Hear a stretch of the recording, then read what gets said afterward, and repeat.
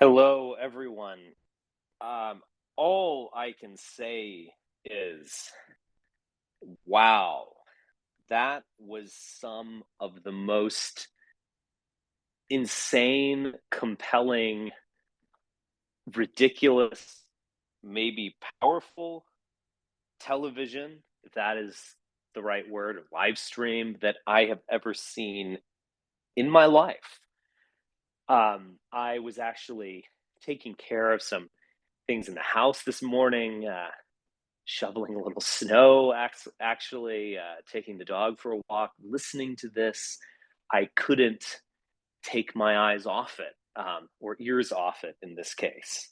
Now, I would like to say from the onset that I don't support this movement. This movement is not me. It's not what I want. It's not something that I resonate with. It is something that I personally, at least in its ideology, something I find ridiculous and maybe even contemptible on some level. But I will not deny its power. And, as I've said in a couple of these previous spaces, and I've written this, Trump just kind of threw away his mojo. He wasn't in that last speech at Mar-a-Lago, his announcement of his 2024 campaign, presumably written by Stephen Miller. He just kind of threw away the crazy, the Dionysian pull, the intoxicating insanity of Trumpism that is present at his rallies. And he tried to be a regular Republican, and that will fail. And I suggested that he needs to kind of go crazy. I mean, go big or go home. That's the only way he can win, is to actually tap into this stuff. And he wasn't willing to at the time. Now, I thought he might change or so on, but what I've seen happen is that Nick Fuentes, I think Milo's a sociopath who's probably trying to rob them all. But anyway, Alex Jones, they all went there, and they are producing something that, again, I pretty profoundly dislike and disagree with and don't resonate with, but which I am authentic enough to recognize as authentic. It is, if you walk into a party and there's lines of cocaine, or there's a Red Bull waiting for you, which one would you be tempted to reach for? Are you going to reach for the pale imitation, the mere stimulant, or are you just going to reach for the real thing? Are you going to go there? And are you going to get sucked into this kind of abyss that they are creating? The answer is that this kind of thing will win. This kind of thing is more authentic, it's more powerful, it's more just outright insane. It will win over average Republicanism any day. And at the end of the day, I think average Republicans are going to have a hard time criticizing this, because they're ultimately criticizing their own people. They're a kind of mask on this Christian insanity that was just laid out for you in its full glory today on the Alex Jones program. They're going to have a real difficult time denouncing it. They're going to probably try to avoid it all. But at the end of the day, this is in its essence the kind of thing that actually motivates Republican voters. So again, just to make this clear, I think I have been clear. I don't support this, but I recognize its power. And I, in some ways, have a grudging respect for someone like Fuentes and Ye for just going full bore and taking something to its limit, or making kind of becoming what it is in a Hegelian sense, a Nietzschean sense. You're not lying to anyone. You are laying out what a right-wing ideology of Christianity. I won't even say Christian nationalism. I think they've gone beyond that. you're laying out what that actually looks like and sounds like. And there's something immensely powerful in that. So yeah, I think this is kind of the future. And they've moved beyond. I kind of like the idea of, I mean, I don't like it necessarily, but I admire the fact that they've just left 2016 in its tracks. I was just talking to someone um, just before I got on this space who was saying, like, all these tech bro, Elon Musk types, they're doing like 2014 level memes. They're so far behind. They're talking about like free speech. We need to excuse me, we need to protect ourselves against tyranny through the power of speech. 2014 called, they want their memes back. Maybe in a couple of years they'll be up to 2016 like Trumpism or something. They're always behind. They're in some ways 10 years behind. This is moving forward, and it's just leaving all this stuff in the dust. All of that, nationalism, let's kick out the illegals and let's protect this country. They've left all of that behind, even though they brought, to be fair, they brought some of that along with them, but they've ultimately left it behind, and they've moved towards a kind of visionary Christianity fundamentalism. So they've taken the kind of essence of something and brought it forward, developed it. And once again, not me, not what I would do, not what I like. It's actually everything that I oppose at some level. But I admire the fact that they're just so honest, and they're just kind of moving like blindly without fear, like just moving into the future, moving into a disaster, most likely, but moving into the future nevertheless. All right. Anyone want to chat? I can't stay. I could probably stay for about 45 minutes. I just felt compelled. The Holy Spirit moved me to speak. All right. Aaron, you asked first. Hey, what's happening, buddy? How you doing? Thank you. I just wanted to... Oh, excuse me. All right. So I know that, like, Richard, when you were doing your thing with, like, NPI, one of the things you admitted is a lot of the cast and crew was, not really articulate or, like, elitist or, like, up to par. So, Right. I mean, would you still consider, like, even though Kanye is obviously not like a, theory snob and all this, like, the fact that there is movement at all, is that your take? Is that, like, it's Overton window shifting is a positive development? No, Overton window. I hate that metaphor. I think that's just a stupid metaphor. It's not like, I think it's actually a really deceptive metaphor, because this is like, I've heard this for years. We just need to keep pushing people right, and then someday they'll agree with us or something. I don't know. What I mean by that, like, what I want is different than what Kanye and Nick wants. I mean, we are opposed, but I can recognize that and have a certain kind of like grudging respect for what they're doing. I don't want any of this. This is not elitism. This is like the opposite of what I want. But it's true to itself, and it's powerful. And like, who am I to judge when they are, having resonance with all of these morons? Like, my stuff, it might resonate with morons to a degree, but it's almost like an accidental resonance or something. And it's ultimately not something that most people would like, and understandably. I don't, but this is the stuff. It's elite in the sense that Kanye is or was a billionaire and still has a lot of money, but he's obviously not an elite in the way that any serious person would take that. And I also do think this is going to be disastrous. I mean, this cannot win an election, and this is going to turn off. I mean, I would say this. I think Christianity, thankfully, is like done for the next 500 years after this kind of stuff. Because anyone with intelligence and sophistication and education is going to run so far away from this thing. But is this what we just listened to and saw, is this any of this anti-Christian or a-Christian? No. This is the essence of that Dionysian religion. And any people with intelligence and sophistication will reject that. They are doing far more to like disrupt and demoralize Christianity than I could ever accomplish in my lifetime. And so it's all kind of a good thing on that level. But, and I think Marjorie Taylor Greene and those people are too.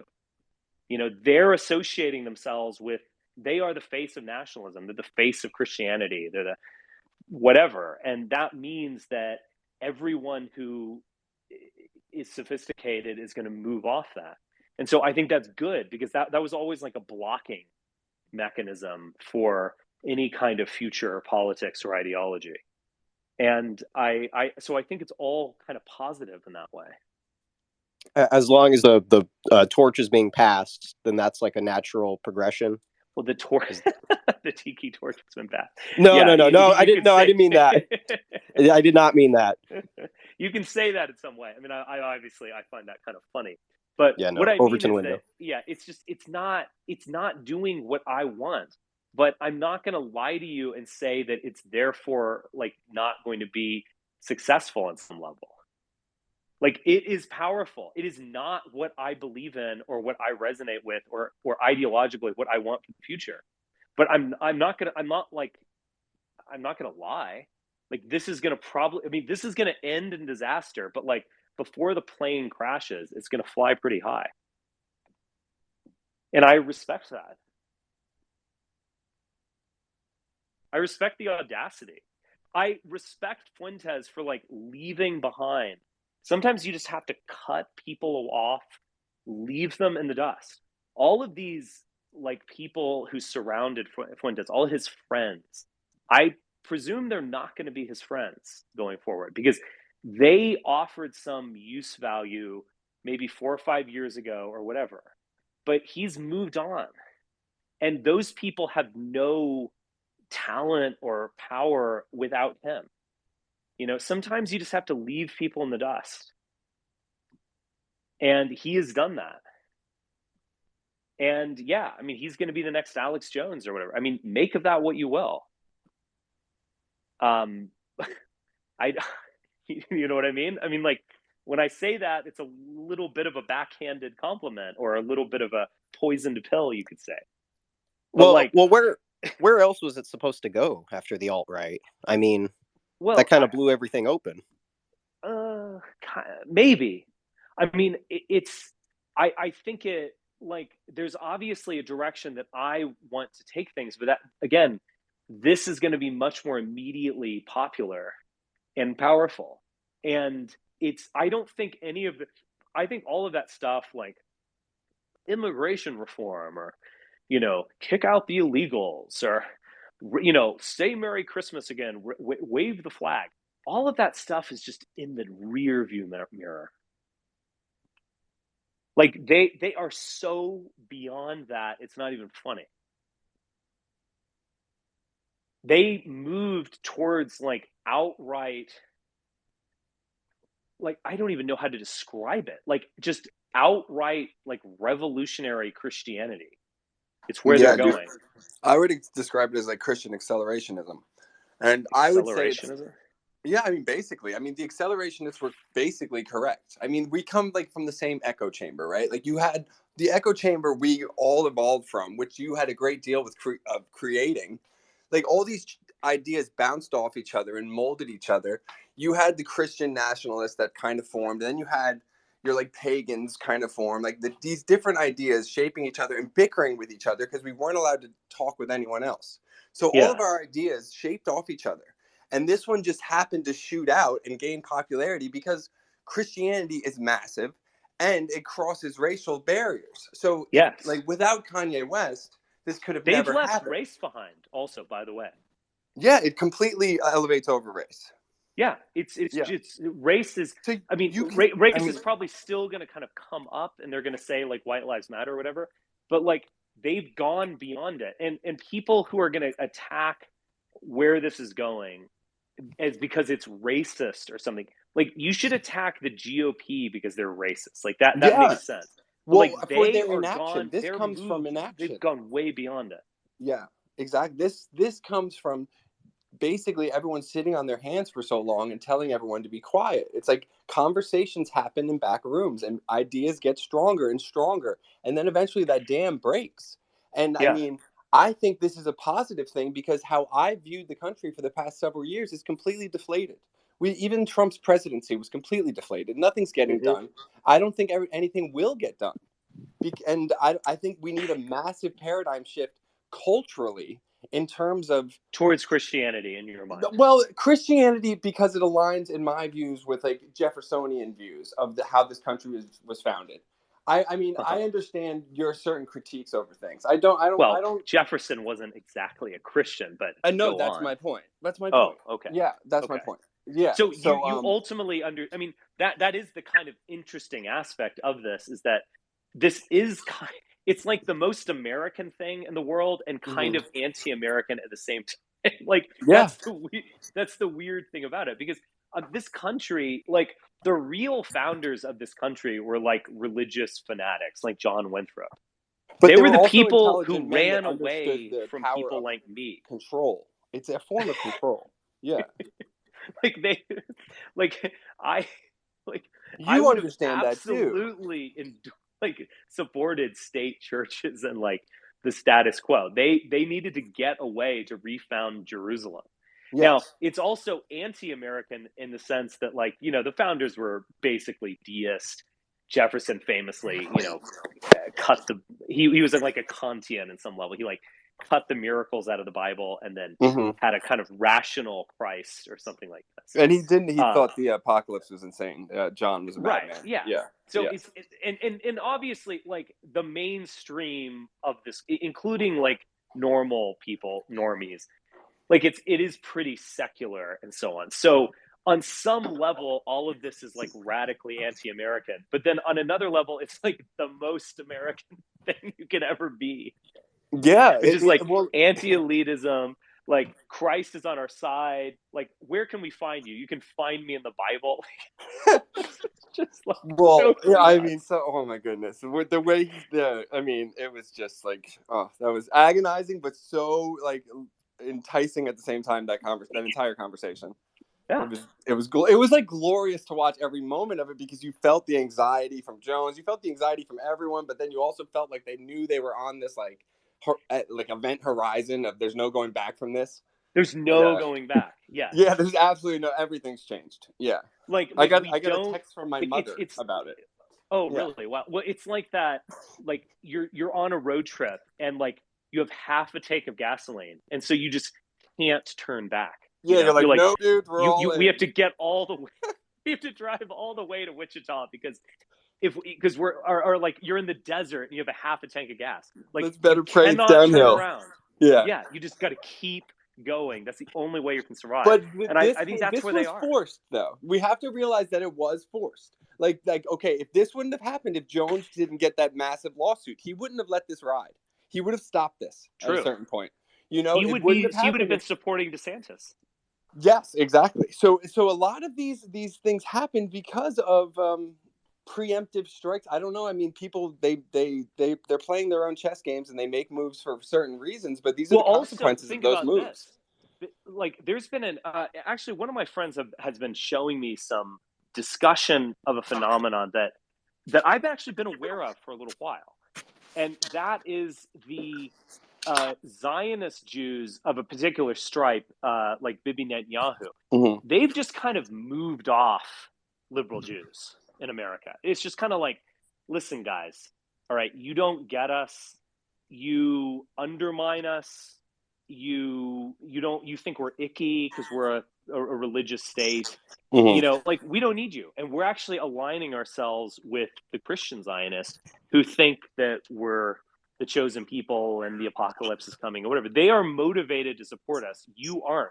So we're like, the Bibi Netanyahu achievement has been to like promote, Falwell, all of these guys, Trump, Putin to a degree, although that's coming from a different place. But yeah, like I agree.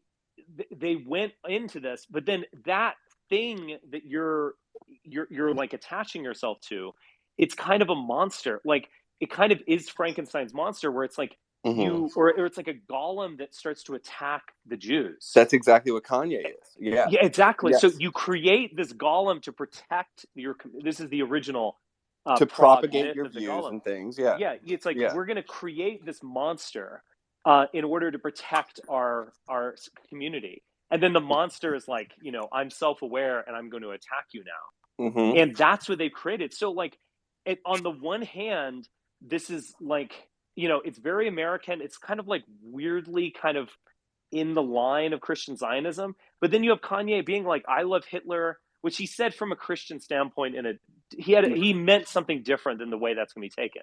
But he said, but like he basically said, "I love Hitler," and then he said Hitler is cool, basically. And so like you created this golem that is on the loose, and it's actually not in your benefit to continue to do this. Like no, and someone else is going to some other team is going to grab that golem and use it against you. Your enemy. Yeah, that's what we're seeing. Maybe you should have. It's basically. I mean, we're basically seeing. We're seeing like basically how I see it is they wanted to steal Trump's populist energy and give it to DeSantis. Yeah. Ye comes in here and somehow destroys the Black-Jewish alliance and steals, and in a way, like steals the Black cultural vanguard, or is trying to steal it from the left and the mainstream media. Yeah. And like, where is this going to go? We have no idea. Doesn't mean it's going to end up in the GOP's pocket. Not at all. It's going to end up as this tertiary element that may move the entire conversation to the right. It may lead to some kind of. It's not even to the right. It's to somewhere else. Like somewhere else. This is neither left nor right. What they are putting. It's different. I agree. It's far beyond that paradigm. Yeah, it's just beyond it. That's in the rear view mirror. And but I would say this, like in terms of just pragmatic politics, I would be willing to bet anyone here. I don't want to say $1 million that I don't have, but like I'll bet you $500 that DeSantis, he might not even announce at this point. I think he is going nowhere. He is the next Jeb. He's the next Marco Rubio. He's the next Chris Christie. Like they've opened up this Pandora's box, or like chasm. They've opened up a portal to another realm, and you cannot go back. That's right. Yes, and this portal really was initially stepped into in 2016 when Trump won. Right. We stepped into this parallel timeline. Yeah.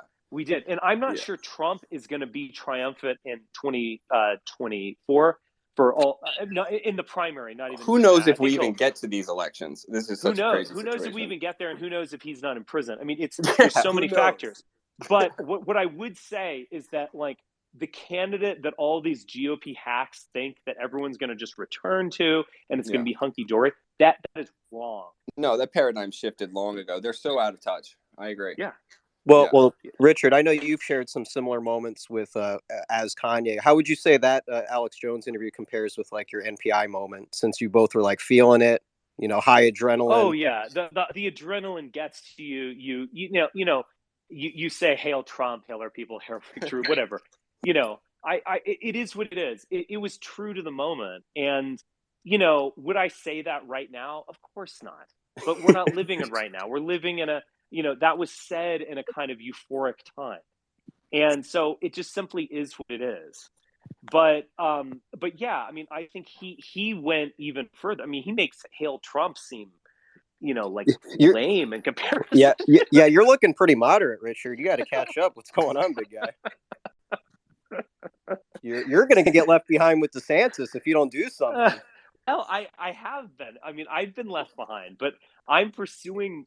I'm not on that train, and so I'm kind of like I'm walking a different path, but I'm going to get there. But it's going to be kind of slower and different. But I'm okay with that. I'm good actually. But they are on this train with no brakes, just like hurtling forward to an unknown destination.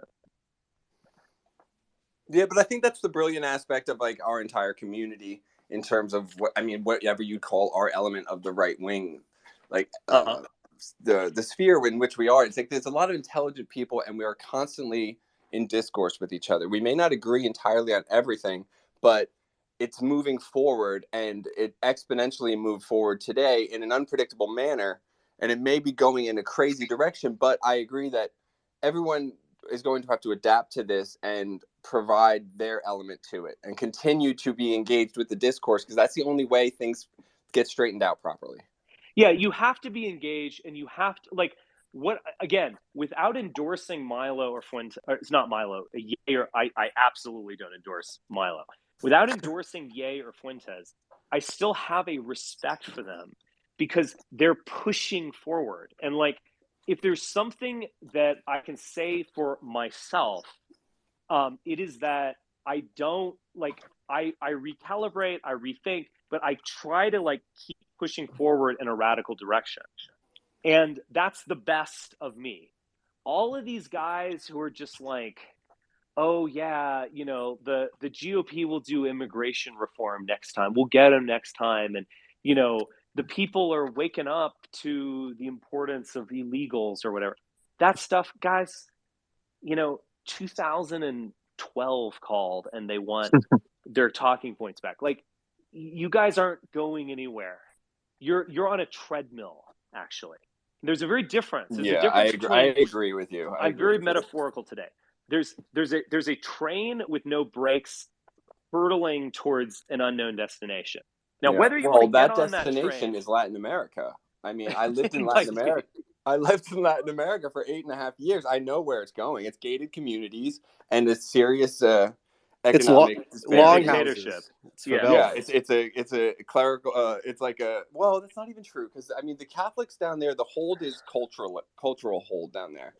That's why like the Marxist governments really don't have much of a reach. Like the governments may be socialist on paper, and the American press tries to demonize them, but it's not actually like that when you're down there. You're very free. Well, let me return to this metaphor. Those guys are on a train with no brakes to an unknown destination, hurtling down the rail. I'm kind of walking in my own little like mystic quest, like on like I'm in the Appalachian Mountains, like eating beef jerky. You're Zarathustra. Right. Yeah, that's what I'm doing.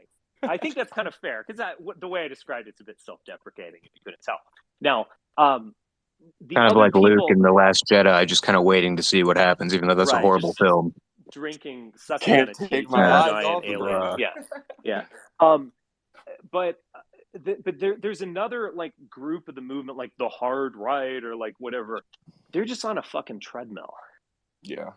You know, they're not going. You got to go in somewhere. You evolve or die. If you're treading water, you're drowning. You tread water, you're gonna drown. Mm-hmm. You know, it's just, you've got to be swimming somewhere. You know, that element still exists, I feel like, because our tactic, even though we didn't really verbalize it back in 2015, 14, 16, was like, let's put these goalposts so far to the right that compromise has to come in our direction.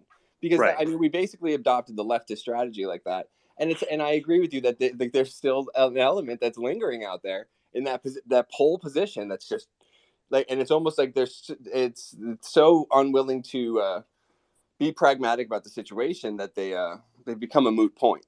Like, I agree with what you're saying. Yeah. And it's unfortunate too, because there's a lot of the more in the conversation, the better, in my opinion. As long as the people try to come from an objective place. Yeah. You have to be true to yourself. Like you have to be authentic, and then you can actually say something. And if you're just kind of calculating and over calibrating, you're not going to really say anything true. I think that's what Ye somewhat demonstrated in his Ye way of like just being complete. Like, I'm just going to throw everything out here and act like a complete mess on this script. So like, now after this, like, what are you going to say? You know what I mean? Yeah, let's they played the Send in the Clowns. Like, yeah, exactly. He was singing Send in the Clowns, and they played it. And you know, again, some smart ass liberal will be like, what a self-own or whatever. It's like, no, that was the most authentic thing they did. Because it's like the image of the fool is actually kind of powerful, because the fool kind of tells the truth. The fool is the only one that can tell the king the truth. Yeah. Right. You saw Kanye throughout, like, acknowledging himself as the fool. We have been in an emperor's new clothes situation for quite some time. Right. And yeah, he is kind that's of very calling interesting. it out. I agree. No, and Black Twitter, if you spend any moment in those spaces, like, they don't take this as bullshit. Like, they're taking this seriously. So, I imagine. It's a white liberal problem to see this as chaos. Makes no sense.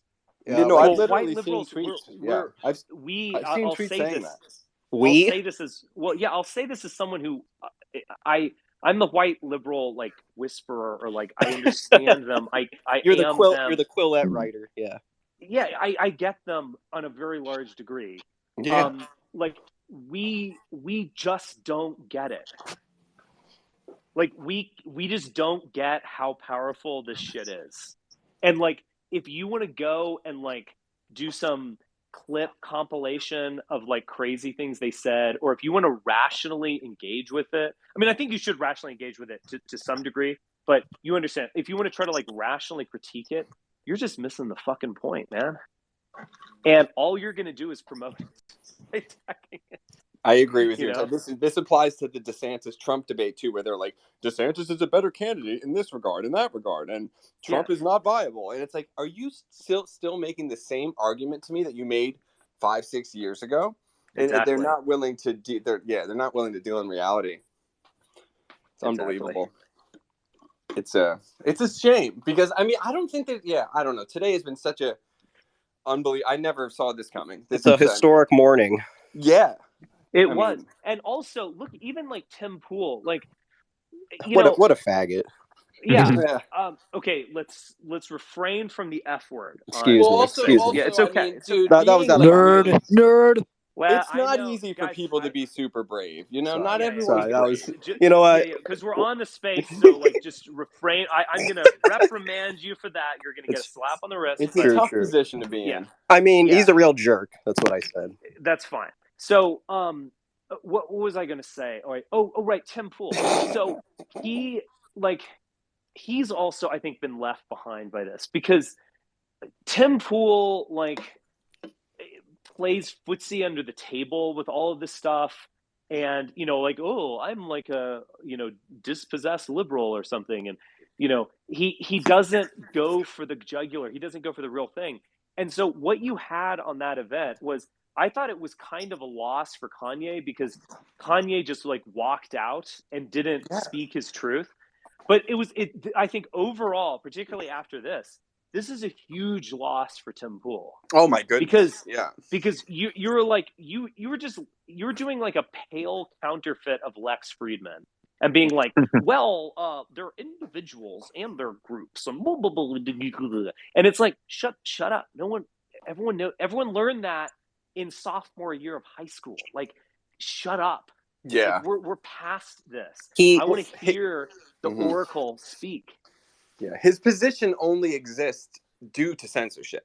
Like, the position he holds of, like, I'm this transitory position where I kind of try to pull the left-wing centrists into the right. I mean, kind of like the opposite of what someone like Bill Maher would do, pulling right-wing. I mean, it's kind of a similar position, even though they're very different. I think Bill Maher makes right-wingers like liberals or something. Yes, exactly. It's the same kind of thing, but in the different atmosphere. But with Tim Pool, it's like, this guy's gonna come out there and be like the place where censorship's broken, when he exists solely because of it. It just didn't. It was such a juxtaposed event. Free speech. I thought it completely deflated the Kanye thing for a minute, and then this happened. I had the exact same impression. Yeah, it was. I was shocked by this. Yeah. And people were saying that, like, Kanye's not going to do any interviews because Tim Pool was a disaster, and it's like, he doesn't have the monopoly on all this shit. He's going to go somewhere. He's going to find something. He's larger than life.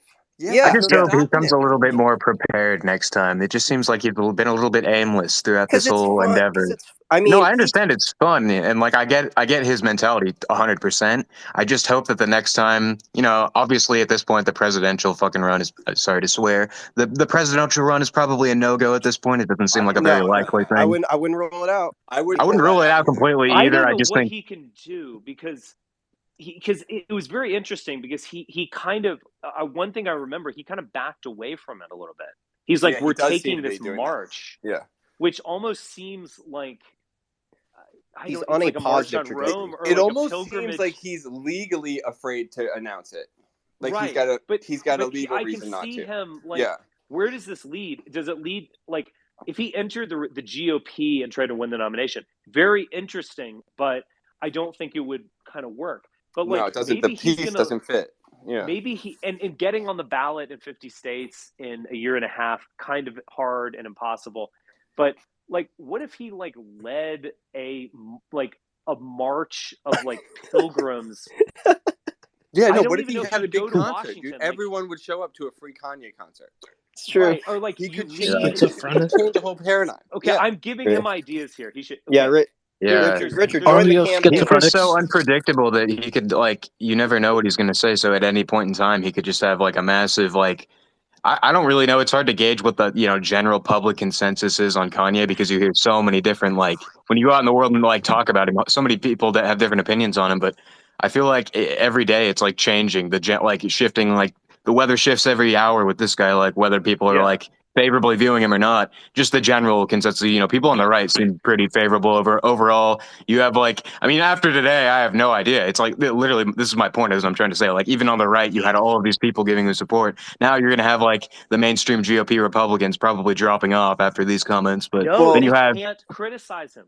They can't after this. Because they would be attacking their own people if they did that. Exactly. Some of them will, and they won't benefit from it. The ones who ignore it will maybe not get hurt by it. The ones who embrace it will win. Will win. Exactly. They will win. They can't go Mitch McConnell like, well, you said Hitler was cool, and that we don't like that now. Right. Yeah, that's a good point. I've been saying the outfits actually don't look good. I've been saying for years that an event would happen. Mitch McConnell's like, that's just not my taste. I have radically bad taste. In fact, everything about me is horrible, bland, and will kill the libido of a healthy young man of the age of 16. Everyone has no to play woman would possibly get into bed with me. He's like oozing next to the microphone, like melting in front of it. It's ridiculous. Because it's over. He knows it's over. He's going to die. Yeah, no, that's the thing. Like, I agree with you, Richard. Like, they have to embrace it, and also, like, they're gonna have to denounce their literal formal selves. Because I've been saying it for years. I was like, somehow this paradigm's gonna change in some drastic moment where all these talking heads are gonna lose all of their credibility. I mean, they've been operating on like the fumes of former credibility for a while, but it seems like I feel like this is the beginning of that being completely eroded away, and the opening up of a conversation to objective minds actually having proper discourse, like similar to what we're having right now. And like that will win out eventually.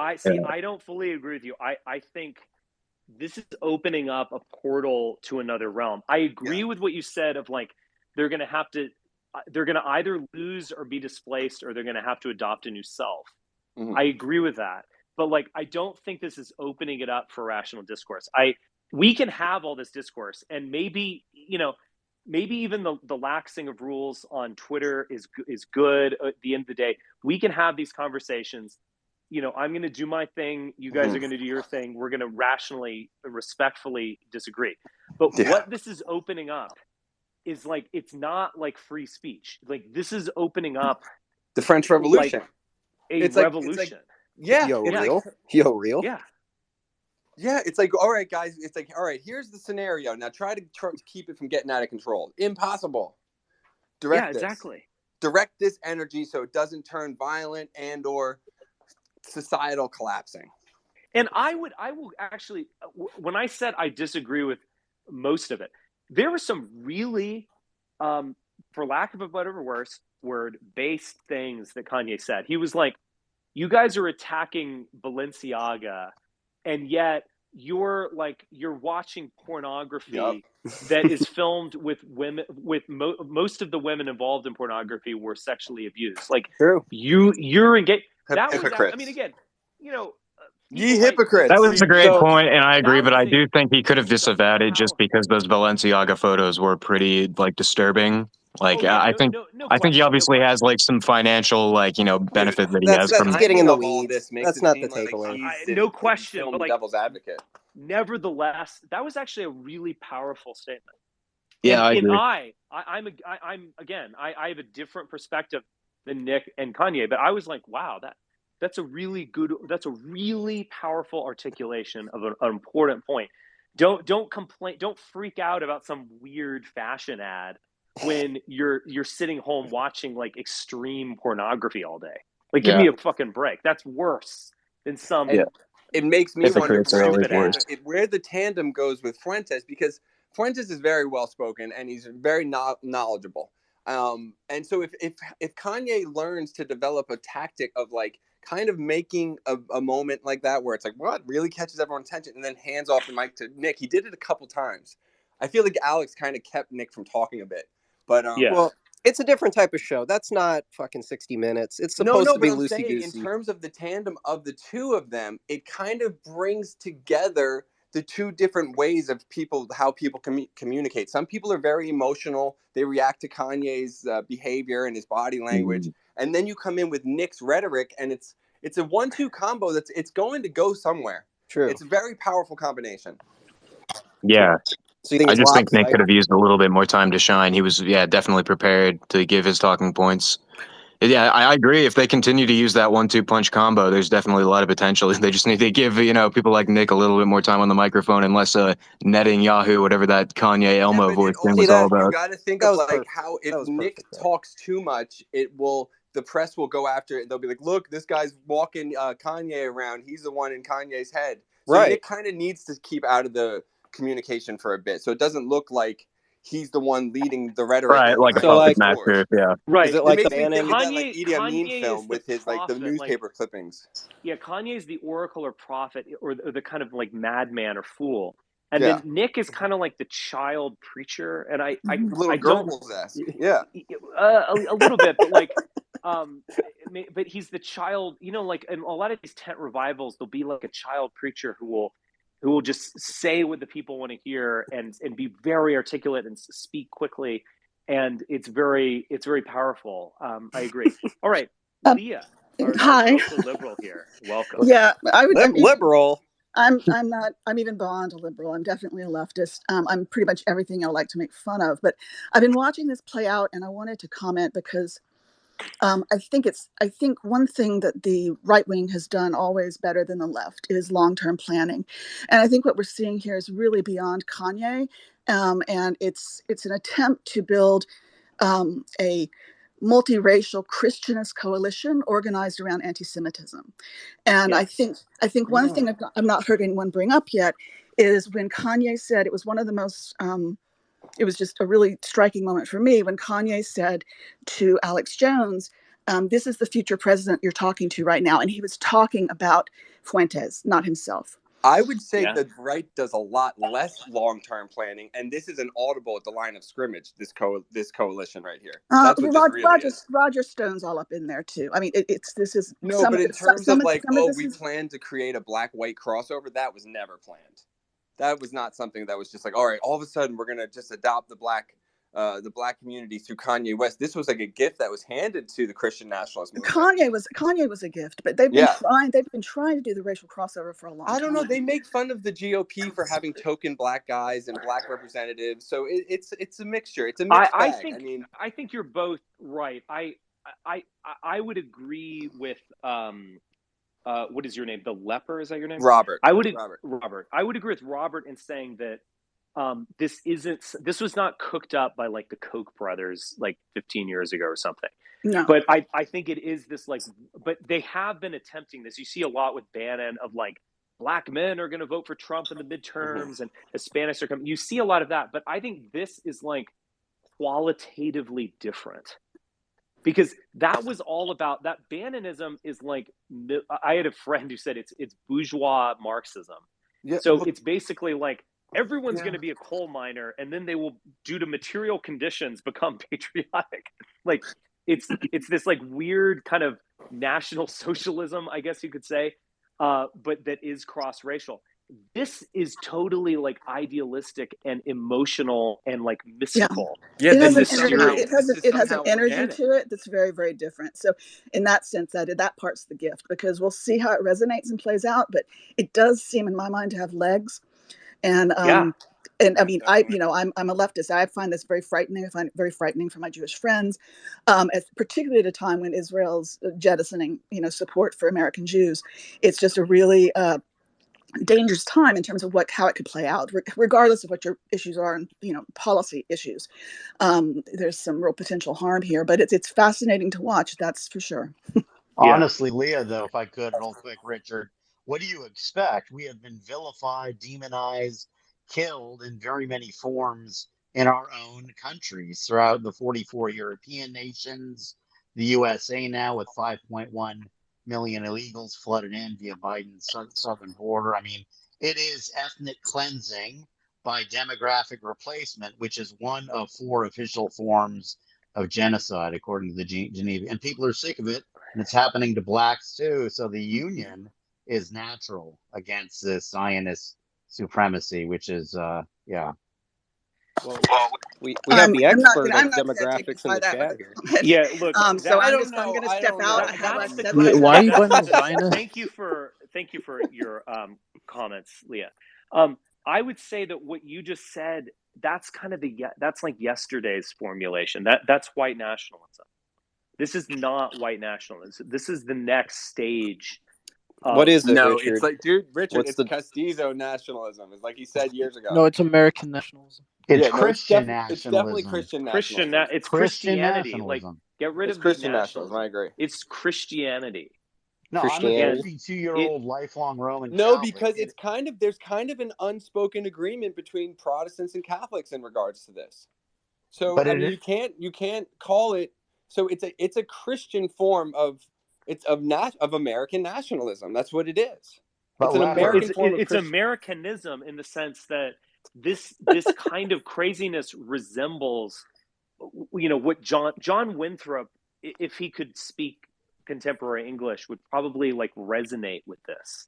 Like, there's something deep in America's soul that wants this and that is a part of this type of. Well, I would say that's because I mean, whatever positions people take, racial, like a multicultural society is not a natural state of affairs.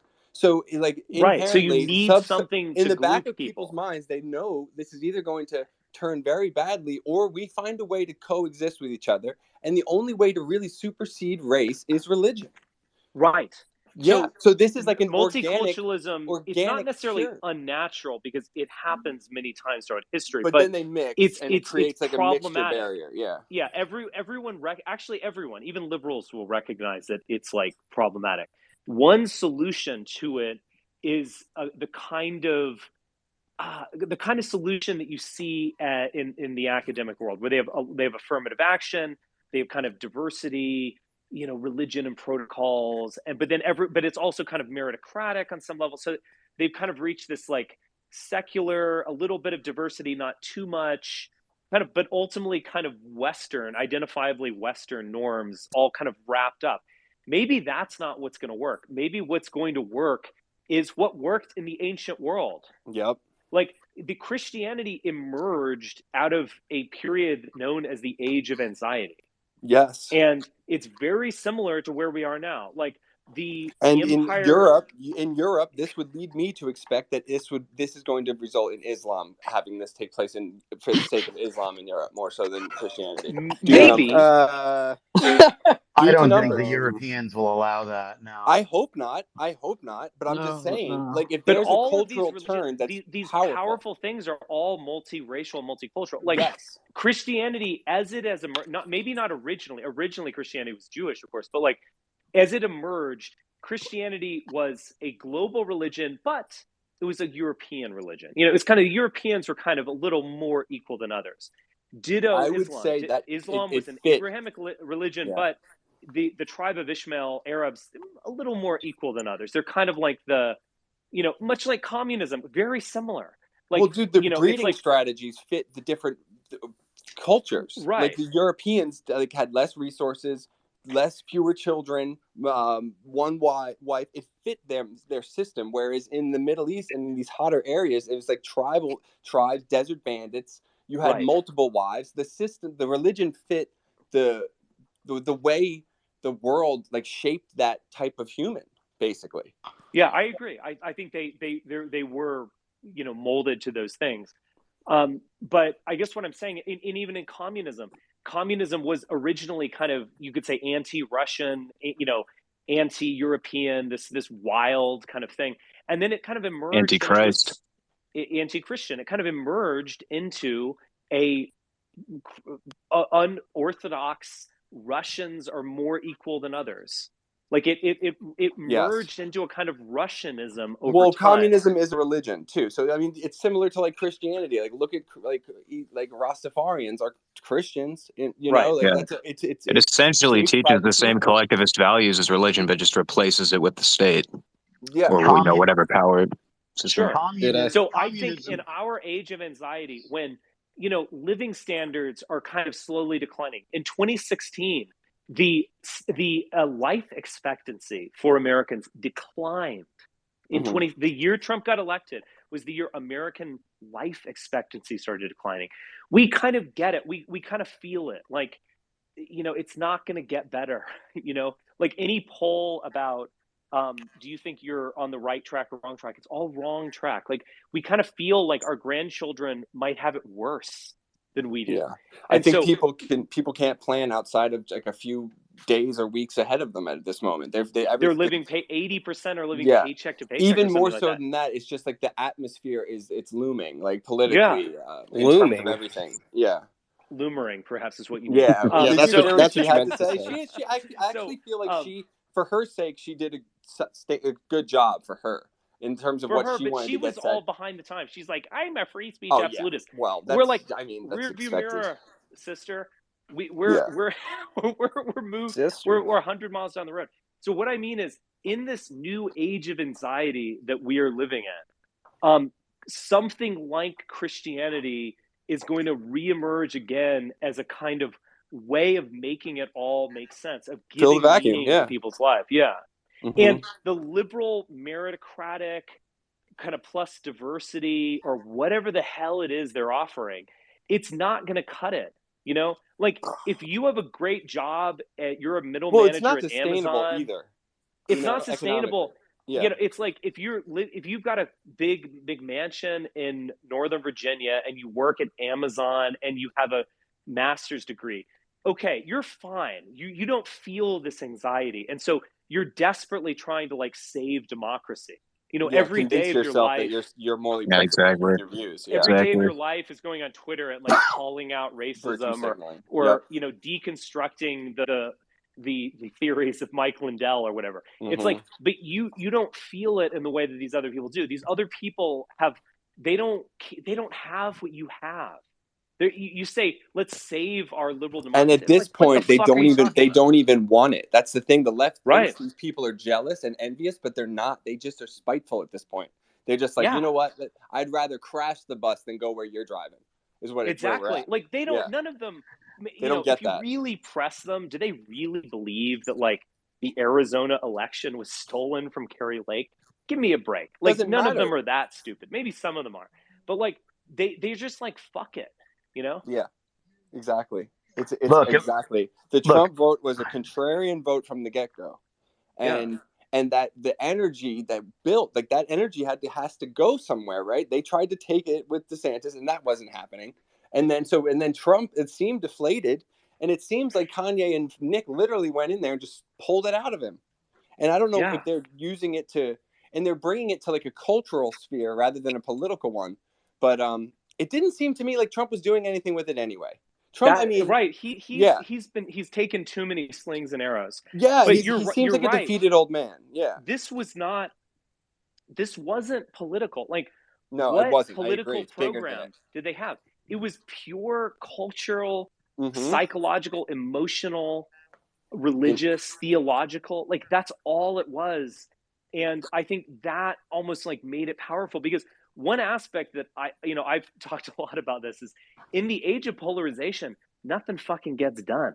You know, like when we had Democratic hegemony in Congress, we had these like landmark pieces of legislation and like paradigm shifting, bills and so on. What about in terms of a we're not going to have homogenous population? I mean, this was a long time coming in terms of like Like, I mean, we literally have forces trying to split the demographic to cause an inability to move to properly pass legislation and have a proper objective position on things. You know, right. everything has become contrarian, absolutist in either direction. Like, and like me, like the Spencerism of like, I think Biden is ultimately better, and like I think, you know, these Mike Lindell Trump types, they're just nuts. I just want someone who's rational that I could conceivably have a conversation with. That's my test. It's not whether I can have a beer with them. It's whether I can have a rational I completely discourse. Agree. Now that's Spencerism. Is that going to take the world by storm? No. But like, what could take the world by storm is like, embrace Christ. That's what created the echo chamber that created this entire movement, was the fact that like a few intellectuals were like, you know what, these thoughts need to be dug into and really delved into and discussed amongst us. You know, and when you start discussing important matters that have been lingering on the back foot for so long, like society hadn't been addressing these things that you started bringing up back in the day. And a lot of those group chats started discussing, and that led to more and more people discussing these issues. That's been the most fascinating thing about this whole, like, this bubble was going to burst eventually, but just the way that it's happened is like, it's fascinating. Like how this is the moment that it's been leading up to, like how this is the discourse breaks out on these specific taboo subjects. So fascinating. Lying for a day, lying for a week, a month, a year. Yes. And think about it this way, like all the shit posting and edgelords and all the nonsense that went on for years and the trolling, all the people that made memes and all this stuff and like been engaged in those wars, one of those memes trickled its way to Kanye West and started this unraveling in his mind that led to this. So it's like all of that hope, because like there was, I mean, years of despair amongst the dissident right. Yeah, years and years of zero hope, and just like being like, all right, guys, somehow things are going to change and people are going to come to the table and talk about things objectively, and we'll be able to like actually tell people that we care and we're worried about the situation and we're not full of hate and we're not, and like somehow this is going to happen. And I mean, I feel like this explosion, cultural explosion, is going to hopefully lead to that. But I mean, who could have seen it going in this direction? Because it's like you're beating on the wall for so long.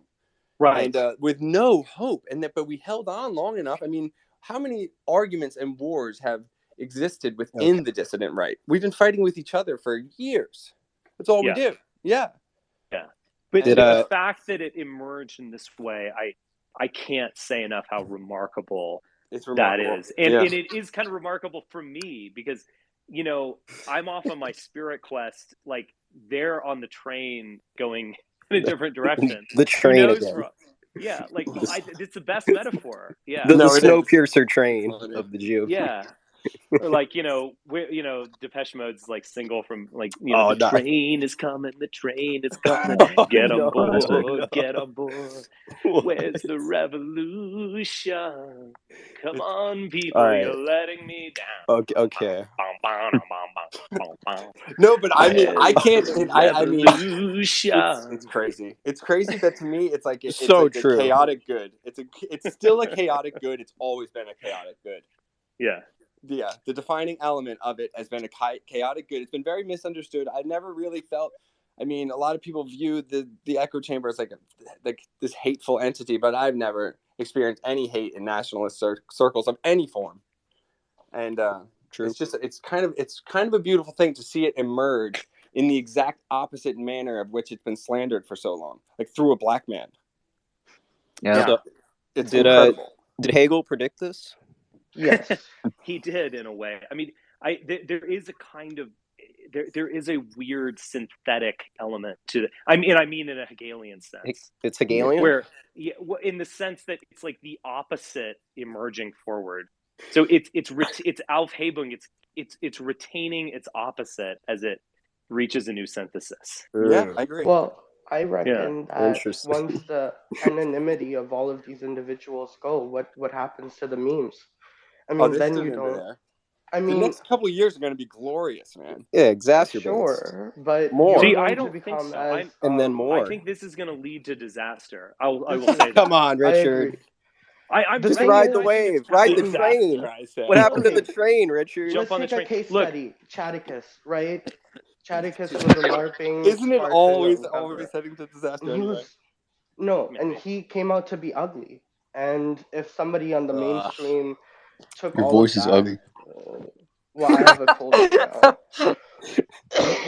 This is just cringe. You got to enjoy it. This is Zoomer energy. Maybe Richard. Maybe that's why you can't vibe with it. Maybe that's the hang up. You know. I mean, Kanye... what worse destiny could we have faced than sleepwalking into another primary between Trump and DeSantis? I agree. My goodness, I agree with that. It's going to be hugely entertaining. Yeah. It is not. I will insist once again that it is not what I imagine. It's not what I want. But I'm man enough to just like sometimes you've got to recognize, you've got to respect other people. Like you have to look at them and say, you're not me, you're on the other team, but like I understand what you're doing and you're actually powerful. And and it's real and authentic. And so that is my perspective on all this. I am an outsider looking in many ways.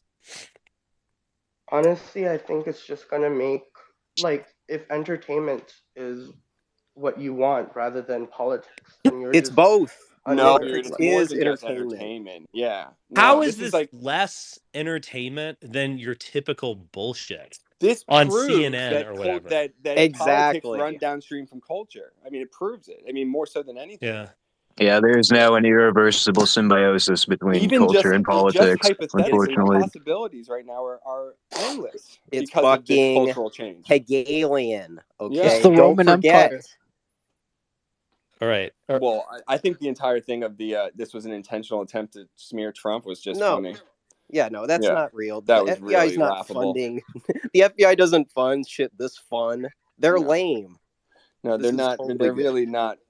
Yeah. It's not an op because it's so real and authentic. An op is like when the FBI goes and pays a bunch of anarchists or Muslims to go kidnap someone and they arrest them in the nick of time. That's like the essence of just like false opposition. Yeah, this stupid crap. Organic. This is weirdly authentic because it's authentic to the history of what it is. Like, as to go back to before, we live in an age of anxiety, and this is a solution to it.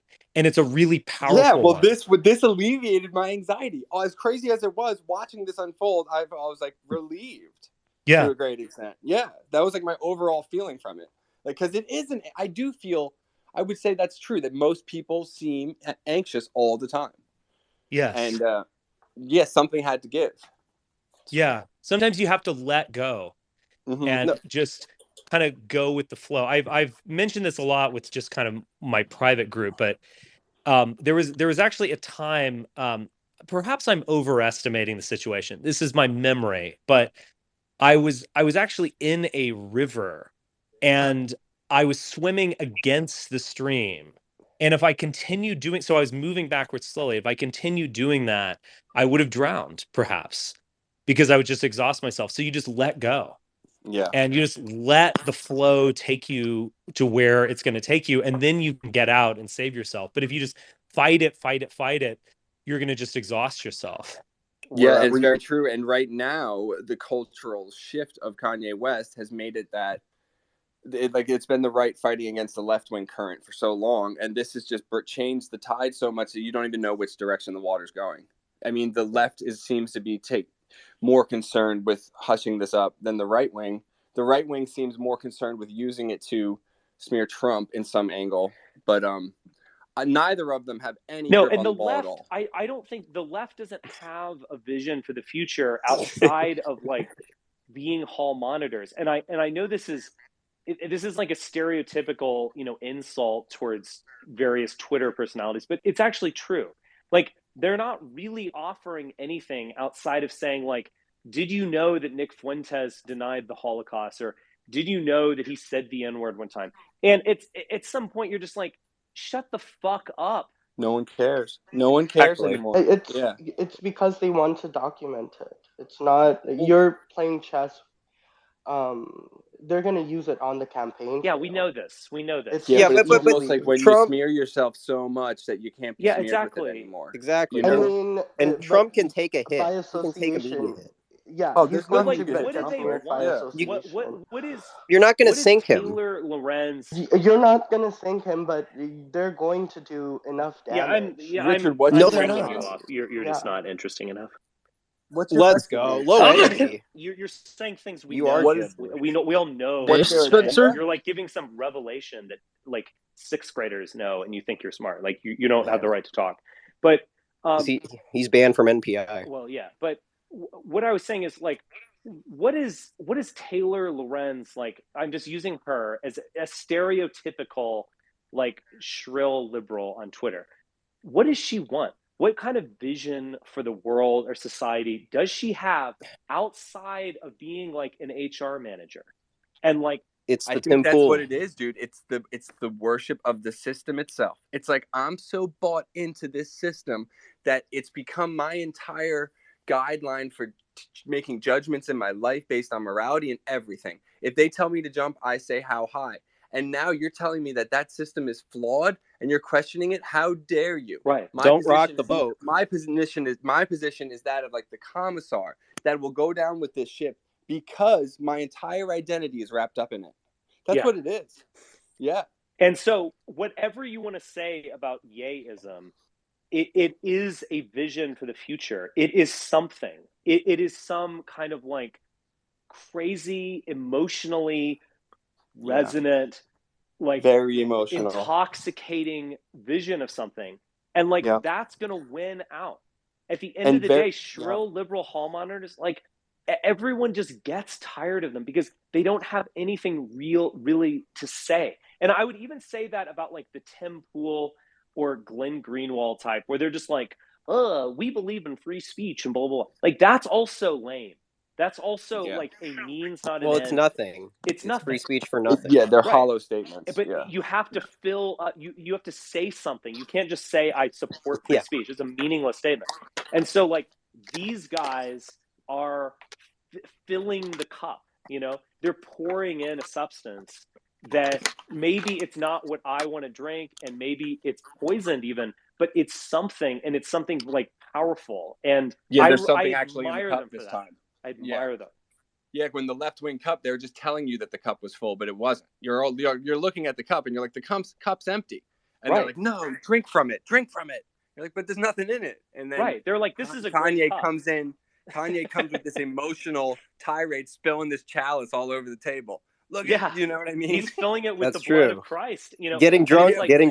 But it shows you like our society has turned towards, like, I mean, politicians and just the general rhetoric of like our history. Like, it was very patriarchal. The way we dealt with things was based on objective reasoning to a greater extent. Like, our politics became very emotionally charged over the last century, more so and more so. So it got to the point where the right wing, like, very masculine element of like, let's have like a reasonable conversation, couldn't converse with the left wing emotional side. So it took this element of Kanye West being super emotionally charged to kind of break the walls between the two echo chambers. That I think these echo chambers were created intentionally online. I don't think that's really an organic thing. They forced us each into different spheres, and like I don't know. Yeah. Because our views got radicalized due to the censorship. We could only communicate with each other. Yeah. Right. Yeah. Right. And subtlety doesn't seem to work. That's the other thing I see from the dissident right is this is too loud. It's too fast, too quickly. You're supposed to do it slowly. And Richard, I think you've talked about that a lot. Does that ever work? Isn't that the Overton strategy? You got to, and I mean, like, I'm not against like presenting yourself in a good light. Of course, I support that. But like, you got to be radical as hell. You know, that's how you communicate. And just it's it's like weird. Yeah, exactly. You got to peacock, right? Don't go too fast. Like, you might. Yeah. No, but I agree. World. I'm gonna fly. That's why like aesthetics make such a big.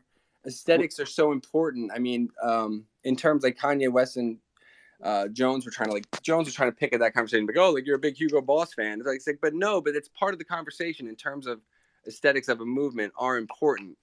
And the fact that he's got this, like, he's such a oddball caricature. I could see him doing that. He could create a fashion line, like everyone start wearing it. Like, this could be a huge movement for him. Right. And and that interview shows that Alex is the middle. Surprisingly, like that's how fastly everything's moving. Is he's not caught up. He wants to know, hey, verify this. Don't say you're actually liking Hitler, because again, it's the past mentality. Yeah, I did think it was interesting that he's stuck in that audience for so long. Kanye even admitted by the end of the interview that the only reason he really stuck around was because it was a difference of clout between Tim Pool and Alex Jones, because Alex Jones was pushing back on him just as much about the whole Jewish thing. Like when you go back and watch it, like basically at every turn. He doesn't. But Alex Jones is not like far right. You know, he's. Oh yeah, I've always known that. No, Jones is opportunist in this regard. He's schizophrenic, but he. Yeah. So you see the contrast, and he's also display. jaded. They fucking sued him for $1 billion. Yeah, and still doesn't get it. So, I don't know. So if I may, one thing that I'm hearing y'all talk about in terms of aesthetics and emotionality is spectacle. It's Ye-ism as spectacle, which serves a function in fascism. In terms of, right, in terms of fashion or fascism, in terms of giving people an outlet for expression of emotions without necessarily addressing any underlying power dynamics. And I think there's some caution there, whether you're a leftist or a right winger, to think about, is power actually being realigned, or is this all spectacle and satisfying from an emotional standpoint only? Well, yeah, but do you think that fascism was radical, or do you think it was all a game played by capitalists? Both. I mean, it's a little bit of both, I would admit, but in the spectacle, that is something that's actually really radical, and it's the interesting. Spectacle feeds the male ego. It's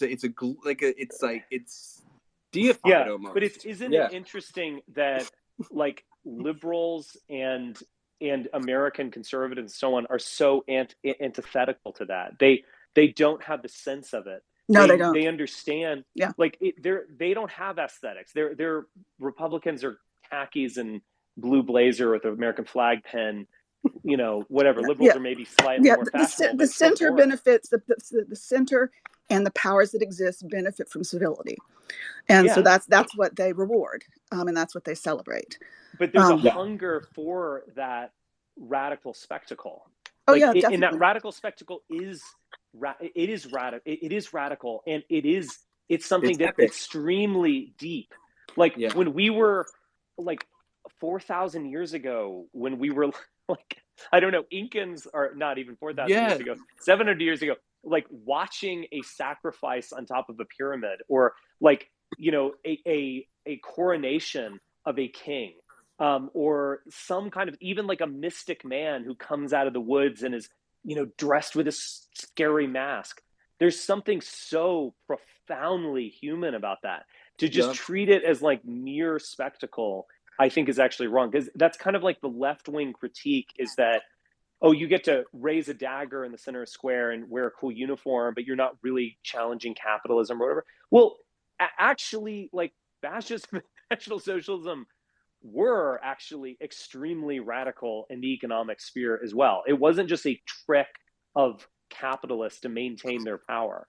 There was something profoundly like sacred it's like the primal. Yeah, it's the primal aspect, like the primal masculine is what it is, and it's like it's almost like the like how it's like it's better to die a young man in battle than to grow to be an old man, like a jaded old man. Like that's an inherent part of the male psyche.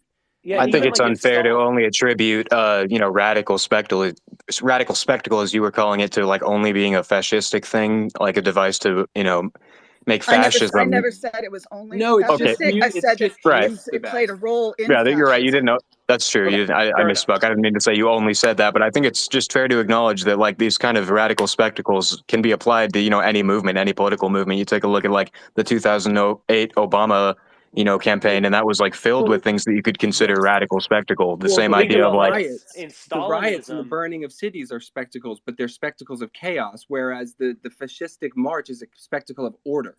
Yeah. Think about this in Stalinism. Some people have actually questioned whether this happened, but some historians have authenticated it. They were actually projecting images of Stalin into the clouds. Yeah. And so it was real? For real. some people have questioned this as a myth. Let's just assume it happened for the sake of my point, which is that Stalin was becoming God. He was watching over you. He was Santa Claus. He knows if you've been naughty. He knows if you've been nice.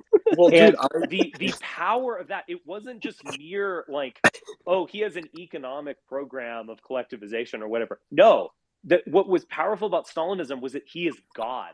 He is the objective law. Yeah, I mean the moral code. He decides what's moral and what is not. Yeah, right. Who's going to challenge him? Some guy who's going to get killed in the town square. Right. Well, I mean, when I was in college, I did a semester in Tianjin, China, and Mao died right before I was even born, and the Chinese people, the Chinese students, they're still afraid to speak about him openly. I mean, so like that's the power that like the cult of personality can create. I mean, even decades after you're dead, people still speak of you as if you're on their shoulder. I used to joke about Trump on my Twitter feed. I used to joke that they were going to build a mausoleum to him and stuff him like they did with Lenin, because when I was in the USSR in 1985, I went to Lenin's tomb, and it's like people get married there, and they still do. But the thing with Trump is that Trump, like, I understand that the left wing wanted to project all of those things onto Trump and like believe that this was the Trump is leading up to this thing because Trump fits this mold that we've always been taught to fear. But he never really has been that thing. Even his most avid supporters, like the troll army that created his entire campaign, because in 2016, when no one else would support him, they were putting out the propaganda for him online for free. And he had that element because they wanted to use him to throw a gear in the mix. I mean, that's always been, Trump has always been a step to something else. It's never been, oh, let's worship this man that is the epitome of a lot of good things, but a lot of the bad things that our society represents too. Like, no one really idolized Trump in that manner. They idolized him for being able to buck the system. And from your community, that's definitely, you're correct. But I think there are people who project archetypal energy onto him as a person who may not be part of the online community. Yeah, he does have that energy, but I feel like it was never. But he might have lost it, and I think he lost it. Something had to swoop in. I mean, to his look, I've been really anti-Trump for the past 5 years, but understandably, he's just taken too many slings and arrows, and maybe he fired those arrows at himself. He'll be to some degree, but years old next year. It's over, and so something had to emerge because everyone wants to bring it back. They want a liberal versus DeSantis, and not even the DeSantis of the culture war, just some stock Republican, goon. And it's no, and the universe said no. It's a return to normalcy. What you're talking about is libidinal energy, and Trumpism had libidinal energy in 2016. He doesn't right now, and that energy today felt like a possibility for the transfer of libidinal energy onto Kanye, Ye-ism, Fuentes, whatever this new thing is going to be. The energy might be shifted. Yes, it totally has. Yeah. But it's not political. It's not inherently political like it was. But Trump is not inherently totally political either. Trump is a cultural icon as well, so it makes sense. Right. And them trying to force this energy into DeSantis's camp was foolish, because if they were really, I mean, I don't know, what would the GOP rather have? Go with Trump or have this Ye debacle unfold? DeSantis is a normie. He's a normie. If they could have seen this play out, they probably would have stuck with Trump beforehand and never even bluffed with this DeSantis thing. Yeah. DeSantis is the 1980s. It's just he's Mayor Quimby from the Springfield. Yeah. He doesn't move. Florida does not represent America. Well, I mean, I've never been a huge fan of Florida myself, but that's beyond the point. It's just I think he's just so propped up, and they're trying to pitch him as organic, and no one's buying it. I mean, they're trying to say he's this outsider. Oh, he's a poor kid that got his way into Yale, and he's Rocky. He's Rocky. Yeah, good way to put it. Underdog. It's such nonsense. He's boring. Yeah, and he's fat. He's literally overweight. Yeah. Well, Trump is too. Trump, you got to be fair. Trump's got big fat man pimp energy. We reprimand that. Trump can eat. Okay, a guy can eat when you're the king of New York. He's like the Trump's penguin. He's earned his right to be fat. Yeah, he's Gotham. You don't have to disparage. DeSantis hasn't earned it. He hasn't earned it. The country has become like a microcosm of Gotham, and you take certain figures. Quinn Q, why don't you speak to us, please? You talking to me? Yes. Oh, wow. I'm talking to you. You remember me, don't you? What's up, Richard? I don't. Oh. Remind me who you are. Okay, sorry. I was in one of your spaces before. It's. Wait a second. Yeah. I know who this is. You're Wait a second. I don't recognize you, Aarons. I don't think. Just remind me who you are, and you've interviewed Richard before. Exactly. Exactly. I've interviewed Richard. I've interviewed Richard for on his space for my non-existent 600 followers. But no, I've been in one of his spaces before. Richard, for all of his whatever, like we had a decent dialogue because he actually like lets people up and lets people talk. So shout out to him for that. Like. That's what I can say for a lot of people on this awful little app. But I mean, if I can just offer this kind of like a general pushback, I think DeSantis is doing some pretty decent stuff just in terms of like the actual numbers of being an executive of state. Like, isn't Florida one of the more successful states in the union as of like 2021 and 2022 in terms of like operationally? Who cares? Yeah, it doesn't matter, dude. They've always had a huge financial boom. Yeah, no, because basically look at it like this, right? The left has always used their radical element as a vanguard. The right always refused to do this. What you saw happen the other day was that basically that element came to Trump and said, listen, if you don't stand with us, you're going to lose the radical element and you need it more now than ever before. And we're going to mainstream this or you're going to die on this hill. And yeah, that's what happened. Do you think Jonathan Bowden would support Kanye? I think Jonathan Bowden would say a lot of the things that I am saying now. One of the things that I remember from Jonathan Bowden is he might have said this on a conversation I had with him, but I think I remember hearing it on a different conversation. He said exactly what you just said. So the left kind of gains its energy from the far left. And so when you think about, like, look, in the year 2000, Hillary Clinton said marriage is between a man and a woman, as God defined it. She was not on board with that stuff. Obama more or less said that in 2008, even in like 2010. So they were all brought along by a kind of radical vanguard in the left. What's interesting about the right, it's asymmetric. So the right doesn't draw its energy from that. And so it draws its energy in a way kind of from the left, from reacting to the left, but it doesn't draw its energy from its kind of radical core or something like this. The right doesn't care as much about the culture. It's just like, as long as the economy's doing well, we're all right with it. Yeah. Yeah. And they are, and the right is a kind of like bourgeois Marxist, to go back before, where it's like, if once everyone gets a job, then next thing you know, they'll get a mortgage, and then they'll be just as boring as Mitch McConnell. Like it's a materialist plan that we have. Let's all be boring. It's like we all live in we all live in Levittown, and we all just got back from the war. Yeah. Richard, I was actually kind of in the middle of the marriage equality movement. Wait, I want to hear where Richard was going with that. I'm sorry. He was for years. I just wanted to add, Clinton and Obama actually were for marriage equality, but they couldn't say it outright. They couldn't say it outright until there was enough cultural support to do so. And but that kind of proves my point. Exactly.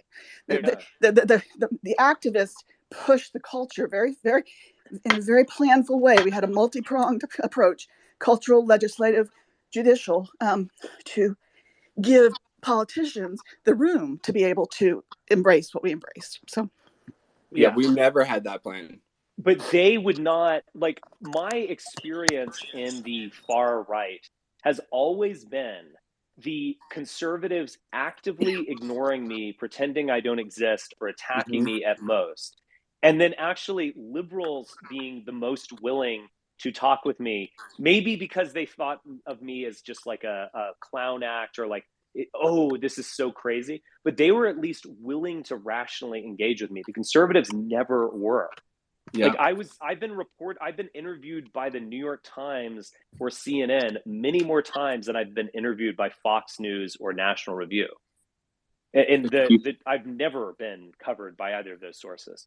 So it's like, it is an asymmetry. But I think what's happening now is that like that radical aspect of the right, and I use that word kind of in quotation marks, it's been brewing and boiling, and it's just kind of overwhelmed it. Because the mainstream right, I mean, this is my objective opinion, they cannot win at this point. No way. You know, and like they've had like a 25-year the red era since 1994, when they've controlled Congress more often than not, and they've gotten some presidents in there. They can't win the national vote. Like they have only, George W. Bush lost the popular vote in 2000. He won in 2004. Trump got in while losing the popular vote. They just can't do it. The last guy to win it was the Bushes. George Herbert Walker did in 1988, and W did in 2004. Other than that, they just lose, and they cannot win. And so the only way they could almost conceivably win is when Clarice Starling goes to visit Hannibal Lecter. You know, it's like, you got to go to that place. So you're saying they need a wow factor, which is why the Trump and the, you know, not liking DeSantis. But on the flip side, right, like that wow factor does eventually wear off. We're seeing that wow factor wear off in regard to Trump. So if it's not DeSantis, it's a candle that burns twice as bright and half as long. And then it gets passed on. The torch gets passed. Yeah, so the energy didn't dissipate. Well, it just got handed off. Like, it doesn't have to be Trump. Yeah. It has to be. It got handed off, and it's now in a more radical posture. Because it's in a state of flux. Yeah. One thing about 2016 is that Trump, from 2015 through mid 2016, he was actually remarkably secular. Like he didn't talk about the gays at all. He never questioned gay marriage. He didn't talk about abortion. Now that changed once he was established within the GOP and he had to win the nomination. And then he started going to these Christian, he went to Liberty University, and he's like, you got to vote for me for the judges. You might not. Wasn't the whole reason for Pence to get the Christian ticket? I mean, exactly. And so they brought on the religious right, and then the religious right fell in love with him more deeply than even the alt-right, believe it or not. Yes, exactly. Was the point I was trying to make earlier. Exactly. Yeah, but this is more radical, because I don't even think this is the religious right exactly. This is almost the religious right. I've never seen anti-Semitism among the religious right, or calling out Zionists or whatever. I have never seen that of the religious right. Still a little bit more prevalent now, but yeah. Religious right, because I tend to split Christians down the middle, in terms of there are overwhelmingly more Christian Zionists that are I mean, they're just absolute fanaticals. But then they might very well flip, because look. But then you have kind of Catholics that are well-read. Catholics usually, I don't know. Christian Zionism, it's the other side of the coin of anti-Semitism. Mm-hmm. It's this weird relationship you have with Jews as a Christian, that it's like Jesus attacking the Pharisees, or the book of John or something. These are kind of anti-Semitic texts on some level, but then they are also fundamentally Jewish. It's this contradiction and tension. It's the contradiction of Fox News. Yeah. Yeah, exactly. All those Christian Zionists who are crazy about Israel and want the end times to come, they're listening to Kanye right now. They're listening. Yeah, but where do they go with it? Where do they go with that thought? They might go towards Kanyeism. I doubt it. I think they would I think they always go back to Israel. I mean, you really think they would turn?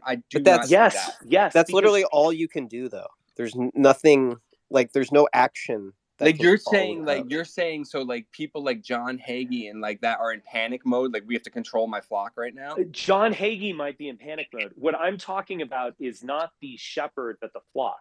So the flock, their ears are open to this. And true. That's very true. It's heads and tails of coins, and Christian anti-Semitism and Christian philo-Semitism. If that's it rides a thin line. It's the same thing basically, and so it's the flip of a switch. They can flip. Now, I would just say this on my behalf: I can actually look at these things straight, because I don't have anything invested in Israel. Israel to me, You want to call yourself a Jewish state? All right, knock well, yourself dude, you out. have to I don't not give a like shit. the dual nationals serving in our government. I mean, I get it, but I see it objectively. I don't have anything invested in it. The well, Christian yeah, anti-Semite and the Christian Zionist have the same amount of like emotional investment in Jews. And there's a thin line between love and hate. You know, and you love your within the girlfriend. Christian dumps argument, you, and that's then you like hate a your Catholic. girlfriend. That's like a Catholic Protestant argument. We're in a American Shakespearean romance with Christianist Zionists don't love Jewish people; they love Israel. Yeah, and you need anti-Semitism to justify Zionism. So they're not diametrically opposed, as many people tend to think of them. So yeah, it's a real complex organization psychologically, but it's a very dangerous one too. And it's incredibly dangerous. Yeah, the capacity for the flip to happen among the masses is large. It's just as dangerous that the state of Israel, whether people think this like openly acknowledge this or not, like represents all Jewish people in the world. So if they take an action, and like it's like it could turn the tide against all these people. And it's a very dangerous thing, because this doesn't apply for the Irish or the English or, you know, it only applies to Jewish people in that regard. And it's a double-edged sword, because there's advantages of it where you can work and like you can create networks and like really help to like interact. You can interact with the world in a great deal either way. But it can come back to haunt you. Yeah, Bibi can kind of play this. First off, he's, you know, you have these John Hagee types, and they love Israel. They love it, more than anything. That's great. He loves it. But also, you know, as Leah was saying, like Israel, I know Israel was created before the Holocaust, and I know all these things. But like Israel's legitimization is kind of based on the Holocaust. It's based 100%. You know, one day there's going to be some anti-Semitic revolt, and we're going to need to flee, and this is our home base. Like that is explicitly said legitimization. So it was the justification for it, because people weren't on board. It was already created, but they were like, no one. Well, it was radical. British it was a radical idea. Occurred in nobody was ready to defend Israel. They were like, yeah, whatever. They got the land now. Yeah, right. And it was created by the UN. But what I'm saying is that like the Netanyahu, they can be like, you know, Kanye-ism's on the rise. Next thing you know, they're going to be killing Jews. And so Israel is justified more than ever. And that's where what Leah was getting at, that like Christian anti-Semitism and Zionism are kind of like two sides of the same coin. Even these guys, mostly Protestant Gentiles who supported Zionism, they were all kind of anti-Semitic. Like Churchill himself was like, you know, it's either Bolshevism or nationalism. Like it's a choice. Like we give them Zionism, i.e. nationalism, or if they remain here, they're going to be commies. And so it's a weird thing. And it like this is like one more example of that dynamic like playing out. It is a very strange thing, and also it's a very strange thing, because even amongst Catholics and Protestants, like you said, the well-known individuals like Americans that would speak out against the Jewish state, like Ford, for example, they come from a Protestant background. So but Catholics would go and call Protestants Jews straight up. Like they'll literally call them that, because they like engage in usury. So it's almost like the fact that you've got the Protestant, it makes sense, because it's both are more involved heavily with the capitalist system, that they would abide with the Israeli side. Think about this as well. One thing that I have noted as a long-term dynamic is the Catholic domination of the conservative movement, and in particular Catholic converts, interestingly. Although some of them think about with the demographics change, with a lot of South Americans and Central Americans coming in too. The Catholic vote those are voters though. I'm talking about Clarence Thomas, William F. Buckley, Newt Gingrich, Rick Santorum, Mike Pompeo. There has been a Catholic convert. Buckley wasn't a convert. A Catholic domination of conservatism, and they've kind of like played it out. But one little note on this: isn't it interesting that they claim to be Catholic converts, and yet they use the reasoning. Are you breaking up? Is that just me? No, he is going up for Richard. Yeah, you're breaking up. Richard, no. But I mean, but what I mean is, isn't this Kanyeism or Ye-ism? Isn't it kind of like a Protestant revolt against Catholic domination? Because it's basically saying, like, we're a priesthood of all believers. Like, we don't need you fuddy-duddies telling us what the conservative tradition is, you know? Like, I mean, Fuentes is Catholic. It'll be interesting to see how they reconcile that in their rhetoric. I haven't heard it Milo yet. too. Oh, well, yeah, Milo there's too.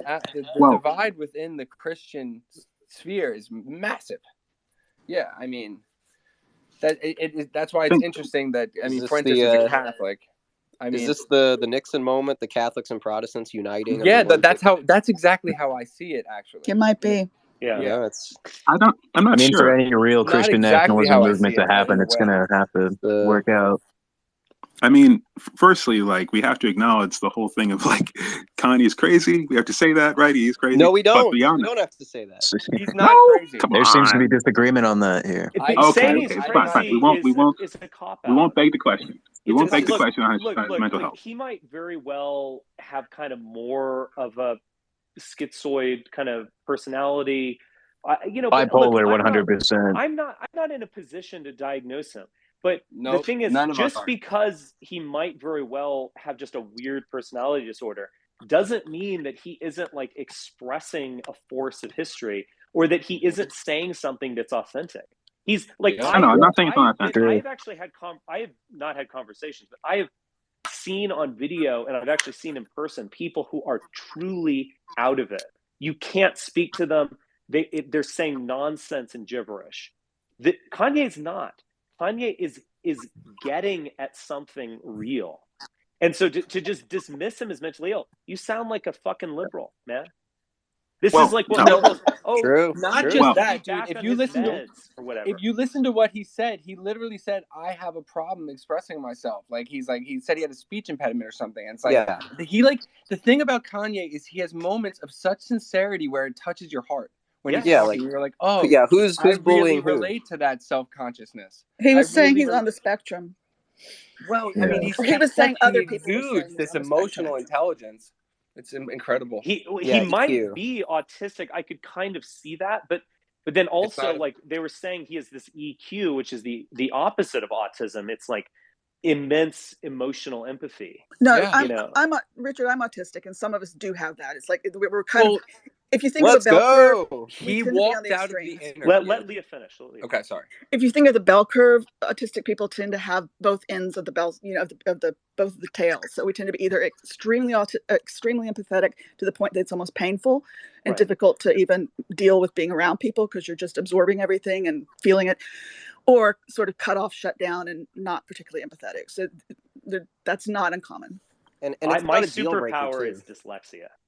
Yeah, it's not a deal breaker either. Like, that's not a gotcha. Like, oh, he's autistic. Okay, no, it's not. That's the whole point. When it comes down to it, it's not a deal breaker. Yeah, it's like let's move on. Well, when I was joking, I am dyslexic. I have this vivid memory of being in, like, second grade, and I explained to my math teacher how I was doing arithmetic, and she basically said, like, Richard, that is the weirdest fucking shit I've ever heard, but if that gets you to the right answer, I'm not going to question it. So, like, sometimes your neurons, like, connect in weird ways, but you get to the same, like, you can drive from New York to LA, like, via Canada if you want, like, you don't have to take the shortest distance. You'll still get there. Yeah. And so Ye has a belief system, and that might be affected by some psychological factors in terms of how he expresses it. He seems very, very consistent in his belief system and has been for a while. Yeah, and it's not a sign. I mean, the male emotion, like men's emotions, have been neglected for so long in terms of, like, how important being a father is to them. And he goes and gets his ability to parent his children taken away from him. And he wants nothing more than to be a hero right now, because he's projecting that, oh my goodness, someone else is running my kid's daily life, telling them what's right and wrong, how else can I how can I stop this? How can I overcome the anxiety I feel from wanting to parent my children and not being able to? You know what I'm going to do? I'm going to go on a crusade, a moral crusade, use everything I have and go all in, because fuck it anyway. I'm all in. That's like when a man, he's a man pushed to the edge in terms of his children. That's what it comes down to. Do you know what I've noticed of some like snooty liberal commentary where they're like, look at the divorced dad or whatever, Kanye, and they're making fun of it. You know, yeah, look, that's I say this as a divorced dad, so like I get it. Oh no. Yeah, but it's actually it actually is really it's really actually awful that kind of line on people, because it's like, you're doing the best you can. You have a powerful connection. You're in a difficult position. Very difficult. And like, to just demean him like that, like, oh, you know, we don't, you know, we just divorced you and we're leaving or whatever. That's fucking bullshit. That's not going to fly. And Ye, who's like tapping into that energy and a lot of like unfulfilled hopes and frustrations and feelings of powerlessness or impotence or guilt, like, he's tapping into it. He's not making fun of anyone. He's just tapping into it. Yeah, who's bullying who? He's destroying. I get what you're saying. I get what you're saying. What I would say though, you know, let's not beg the question on mental health. No one here is pressing on that anyway. But like, there is something to be said for the fact that he is speaking to a kind of thing that is not necessarily. It's not necessarily like just Christian or Protestant. It's more of a kind of conspiratorial thing. I mean, he was on InfoWars, right? It's this thing of like, I believe that there are these forces out in the world, and that is a worldview, and that is not. I'm not saying that to denigrate or to say like he's wrong. You think that's not Christian? I'm not saying he's not Christian. He is Christian. I'm saying his beliefs about like Christianity is like the ultimate conspiracy theory. Wait, I mean, what? Like you're talking about the line of thinking. Yeah, like I understand. You believe that the world is a story that is unfolding as part of God's plan. Yeah, I mean, is it when it comes down to someone of faith, it's all about the narrative that's unfolding. Yeah. You're talking about myth making. That's different, though. No, come on. No, I'm not talking about myth making. I'm talking about actual Christianity. Interpretation, yeah. Well, but that's not the same thing as believing, for example, like believing that, you know, the J people control the world. That's what he's on. He's talking about conspiracies and conspiracy theories. Again, not saying that. You're saying that the rhetoric is dangerous in itself. I'm saying the rhetoric. Christianity is dangerous. Like, I'm not saying dangerous. I mean, it is, but like, I'm not saying it is.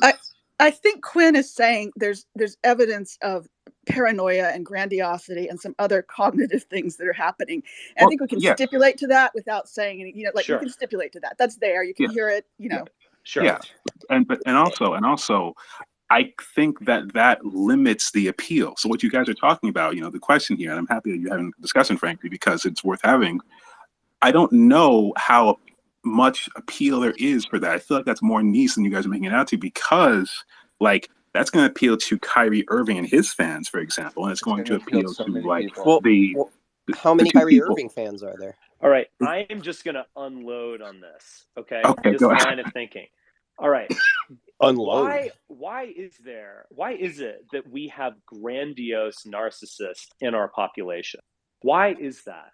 Is that just like a malfunctioning? Or is there actually like is that an evolved type? And your notion that people don't like grandiose narcissists has got to be one of the most laughable things you've said in this entire conversation. What was Alexander if not a grandiose narcissist? Who was Jesus Christ if not a different kind of grandiose narcissist? But no question, a grandiose narcissist. Who was Martin Luther if not a grandiose personality? Like, these are the people who change. These people move the world forward. And in some kind of ant society where there's not enough narcissism or grandiosity, you have these stagnant, boring, like Chinese societies. Yeah, it's actually that notion of like incarnating history in a single person. That is actually that's greatness. That is Jesus Christ. He's God man. Let's go. That's Luther no, saying, it is. It's the same story. It's an archetype. Yeah. I don't care how powerful you are. Ich kann nicht anders. I'm just going to speak my truth. Like, I'm doing it, bitches. Yeah. I'm nailing it to the wall. And like those are the types of human beings who transform history. Yep, and can do it when the times are rough. And like, no, I'm not saying Ye is of that level. This might burn itself out. And am I a big Ye fan, before this? Not really. But like, to denigrate the power of this like immense world-shattering personality is one of the most kind of like democratic and like middle class and just like resentful nonsense. Like, we need more grandiose people because our current civilization is dying. It's boring. Most people are boring. They bore me to death, and like what I want is to be part of history. I want things to move forward. I want things to get dangerous. I want to sail our ships into uncharted waters, build our cities on Mount Vesuvius. And you people who resent, you have a resentment of people who are paradigm shifting, and like that's fine, but like you're going to be left in the dust, bud. I get what you're saying, and for what it's worth, people I don't. who just make history, and you can't question them. You can't question Stalin at some level. They're bigger than you are. We can question everything, but what I was going to say you is, have to blame the left wing for putting a stranglehold on certain aspects of the economy to cause people to be so upset in their day-to-day living that they're willing to jump onto some kind of ship like this in the first place. Like, it's like I feel like the entire leftist strategy has been, let's choke America out so they accept socialism. And you think that we're being pushed into it. I get you. Let me ask you though. Yeah, but no, it just turned on them is what I'm saying. I'm not saying, I'm saying one was mechanical and the other's organic is my point. Right. Yeah. Here's a corollary, right? Like, let me give you an example of someone that I think a lot of people are on board with, despite the fact that he gets a lot of bad press that I think is forced, frankly. Elon, right? Like, Elon is the kind of person you're talking about, Richard. And the thing is, he doesn't have as many, if any, of the, let's say, unfavorables that Ye has. It's like Elon is just, God, emperor, head twit, this and that, gonna like colonize Mars, gonna take over Earth, like gonna solve poverty and all the world's problems. There is something special about there is something special in the vision. I have under the impression that Elon is a fraud, to be honest. Well, dude, it's like meme magic, Richard. It's like meme magic. It's like when you create an aesthetic for yourself and you mold yourself. It's almost like Elon Musk. It's like, all right, let's take the Werner von Braun mold and like turn it into this futuristic thing and create a character off of that. And then like, this is the guy. Well, I think there's also something kind of juvenile about him. I mean, he was tweeting last night about, we need Neuralink because there might be a super intelligence that. I mean, he's watched like sci-fi movies and he doesn't understand that these are metaphors of something else. He seems like a 14-year-old high schooler who just discovered memes. Exactly. I think a lot of these companies of his are fraudulent, and at the very least, Tesla is hugely overvalued.